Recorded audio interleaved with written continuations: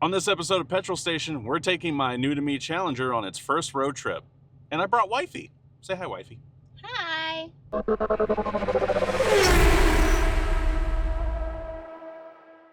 right, good morning. So before we take off on our trip, I want to do a little bit of maintenance on the Challenger, only because this is a brand new car to me. I don't know a ton about its history other than what I saw on a Carfax. So one of the things that I personally like to do before I really start putting miles on a vehicle is do basic things.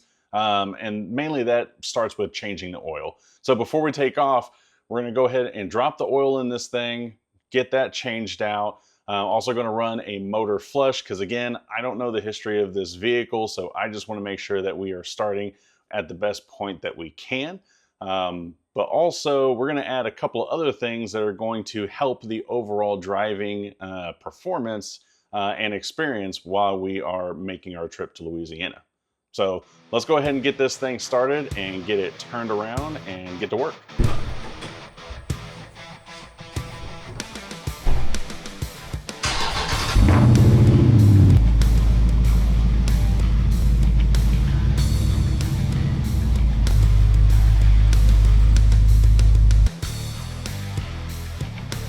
So guys, this is a glowing recommendation from me.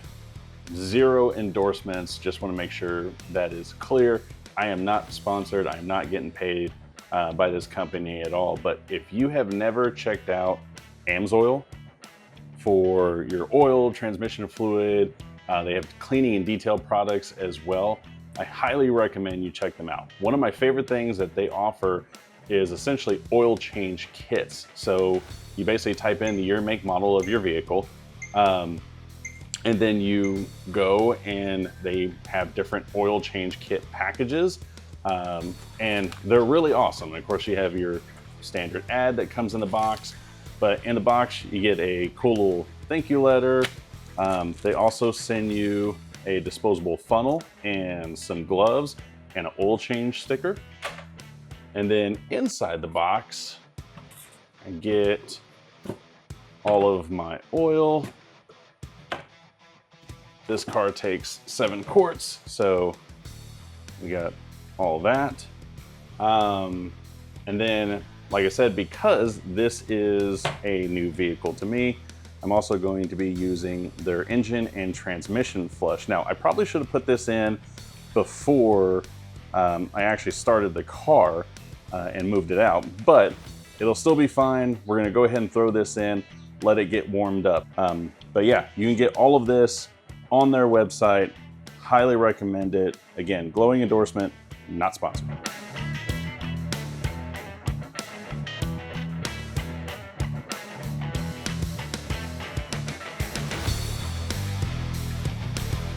Okay, so now that the oil change is done, the next thing I want to work on is these right here. So these are, amazingly for a 21, I'm actually kind of shocked. These are old school, like the yellow halogen style lights. I do not like these. I prefer a LED bulb. So I got some off Amazon and we are going to swap those out right now. Okay, so that was a little bit more difficult than I care to admit. But as you can see, oh yeah, well worth it. Last little quick update before we take off.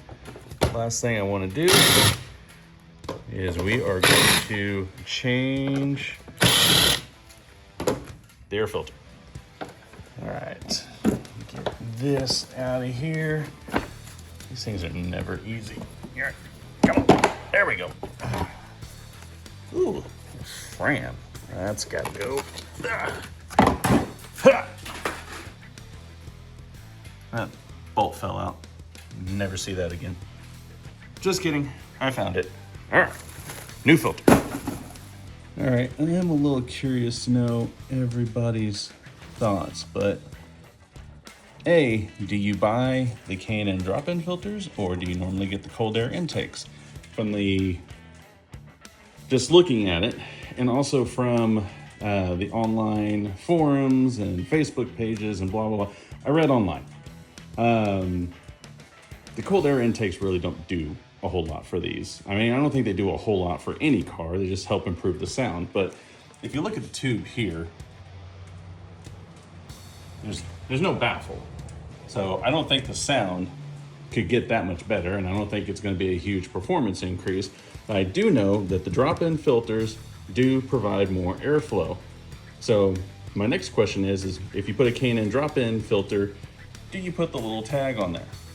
I usually do, just because in some instance, in case it has to go back to the dealer, and maybe I have them do an oil change or they're doing some kind of service, then they know, do not come bug me about an air filter.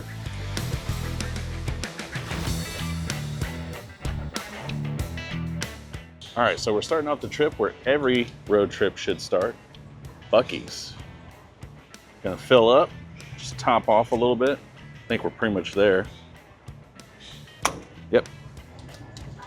Use the restroom, grab some snacks, and get on the road.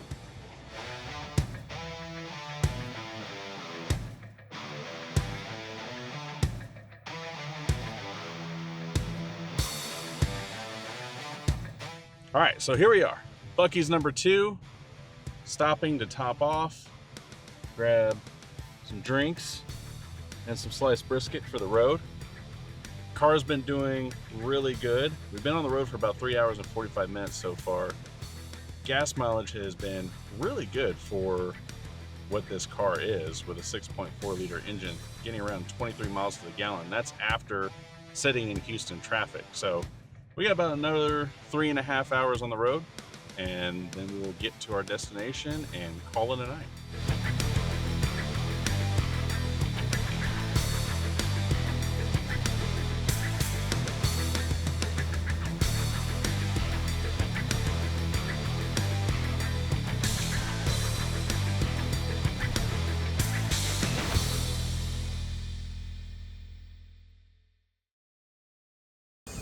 Well, good morning.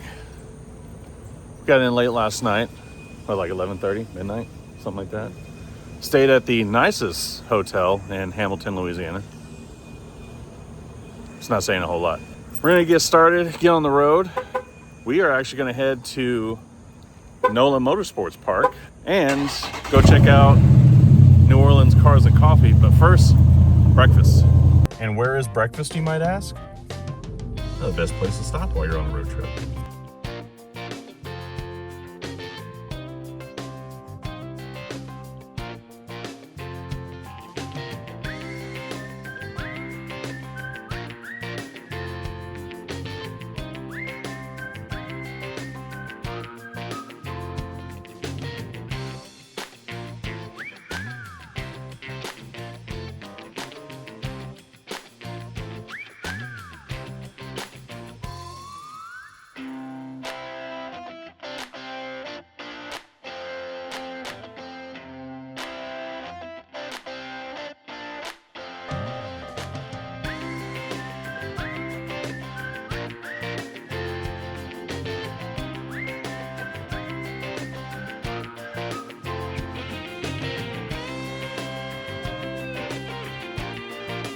Okay, I don't know what's up with the little bugs,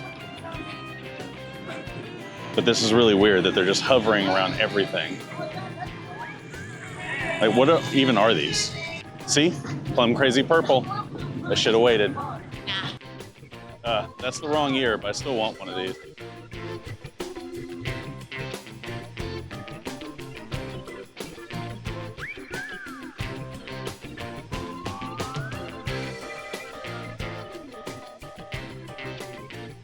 Kind of cool stuff I don't get to see normally. Second initial impression, it's too damn hot. There's a lot of bugs, and we came here way too late. Do you agree? Yeah. Now we're gonna go hang out in New Orleans for a little bit.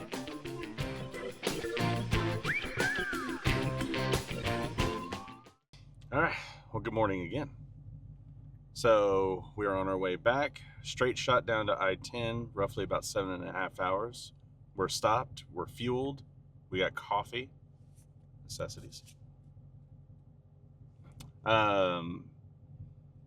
Yeah, so far it's been a really good trip. Car is still doing good. After we left New Orleans, we went to a friend's wedding, which, by the way, I said it was Hamilton, Louisiana. It's actually Hammond, Louisiana, which is really weird because I probably should have remembered that. Hammond! You moron! We're going to get back on the road, try to knock out all 7.5 hours in a straight shot, and we'll do a recap as we get closer to home on how the drive went in the new Charger or Challenger. It's early.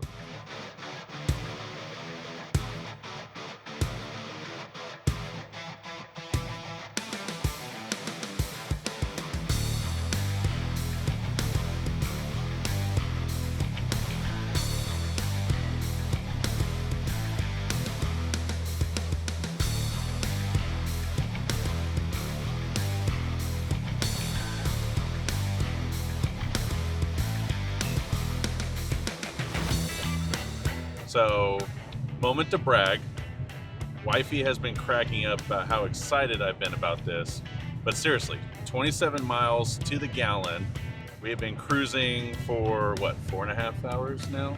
Mm-hmm. And yeah, averaging 75 to 80 miles an hour until we got to Houston and, of course, ran into traffic.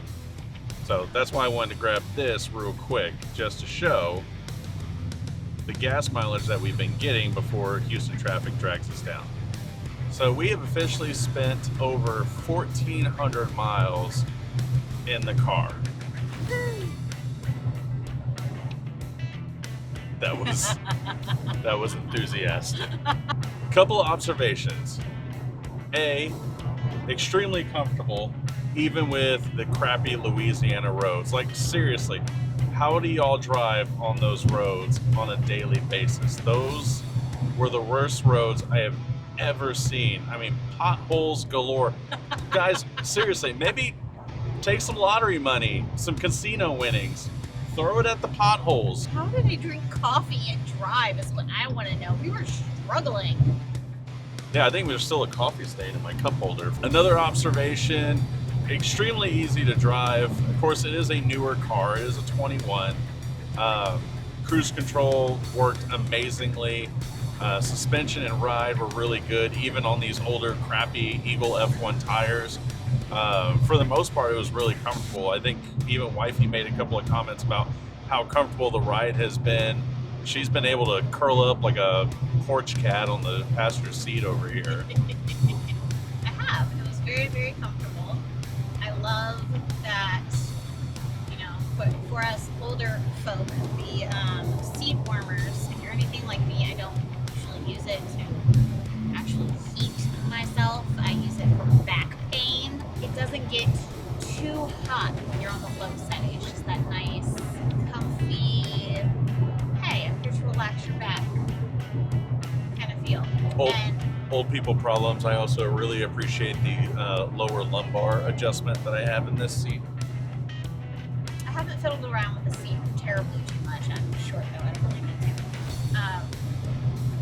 And also another comment that I made earlier was, being that I am a short person, I'm 5'2", I don't really need to put on my sunglasses in the car. I think all in all, like, we've really appreciated this trip. It was fun to go see friends and go hang out and party at the wedding and check out New Orleans and just generally be comfortable doing so the entire time while still sitting on 480 horsepower. So I think, if anything, this trip has really affirmed our purchase of this vehicle. We both really like it. It's extremely comfortable for the both of us.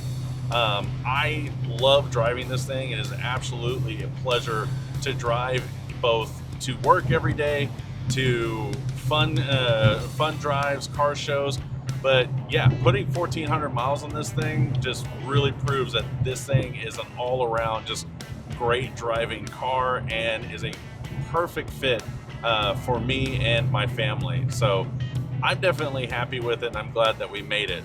As always, if you've made it this far to the video, please do me a favor, do all of us a favor, hit that like, subscribe, and also hit that share button. Share it with your friends, get it out there in the world. Share the channel with your friends. The more subscribes that we have, the better it is for us, It's free and it helps us a ton, and it's very little work on your part. As always, I'm Dennis, that's Wifey, and we'll see you next time.